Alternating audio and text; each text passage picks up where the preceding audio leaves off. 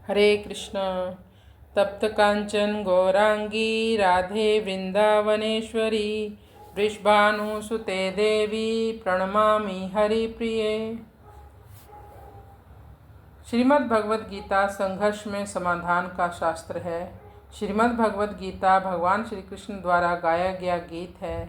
श्रीमद् भगवद गीता मानव जीवन के हर प्रश्न और रहस्यों को उजागर करता है। श्रीमद् भगवद गीता का अध्याय 4 श्लोक संख्या 26 का अभी हम पाठ करेंगे। श्रोत्रादीनि इंद्रियाणि अन्ये संयम अग्निषु जुह्वति शब्दादीन विषयान अन्ये इंद्रिया अग्निषु जुह्वति। श्रोत्रादीनि इंद्रियाणि अन्ये संयम अग्निषु जुह्वति शब्दादीन विषयान अन्ये इंद्रिया अग्निषु जुह्वति। श्रोत कहते हैं कान को। कुछ ऐसे योगी जन हैं जो अपनी समस्त इंद्रियों को संयम अग्निषु जुह्वति मन को संयमित करके अपनी इंद्रियों को उसी मन में अर्पित कर देते हैं, उसी में आहुति दे देते हैं। इंद्रिय विषयों की तरफ तो आकर्षित होती हैं, आंखों से वो संसार को देखना नहीं चाहते, केवल ठाकुर जी के भगवान श्री कृष्ण के दर्शन करना चाहते हैं। जिह्वा भी भौतिक पदार्थों के प्रति मोहित नहीं होती। इस प्रकार उनके कान संसार की ध्वनि सुनना नहीं चाहते। ऐसा विशेष योगी कर सकते हैं। जो शुद्ध ब्रह्मचारी हैं वो हमेशा अगर कुछ पाएंगे भी प्रसाद के रूप में भगवान को अर्पित किया हुआ प्रसाद ही पाएंगे। महाप्रसाद बन चुका होता है, उसका भोग करेंगे।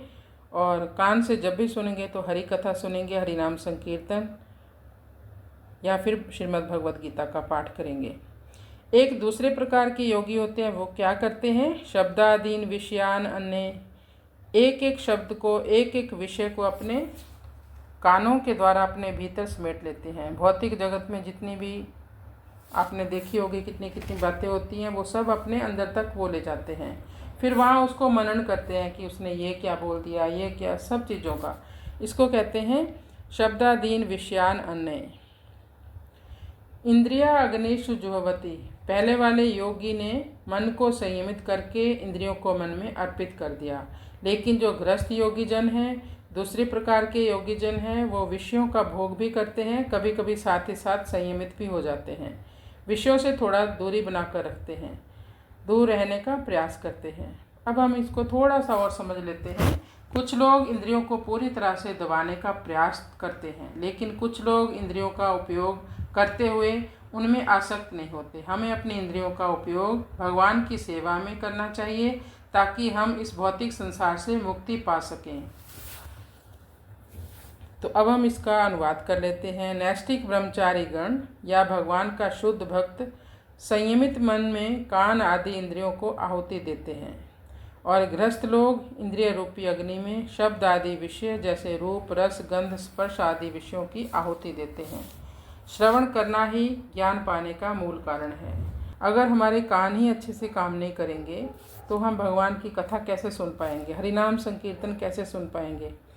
कोई व्यक्ति यदि भगवान की कथा सुन रहा है तो समझना चाहिए कि वो हमेशा यज्ञ ही कर रहा है, उसको कुछ विशेष यज्ञ करने की ज़रूरत नहीं पड़ती। उसने अपनी जो मेन इंद्री है, जैसे कान है, वो भगवान को अर्पित कर रखी है। एक तो हठधर्मिता होती है, मैं नहीं देखूंगा भौतिक जीवन के ये सब जो विषय, इनको मैं नहीं देखूंगा, मैं नहीं खाऊंगा, तरह तरह के जो व्यंजन है लुभाने वाले उनको नहीं खाऊंगा। ये तो एक हठधर्मिता हुई कि एक मन में तो उनके चलता रहता है सब कुछ, लेकिन ऊपर से एक हट करके बैठ गए।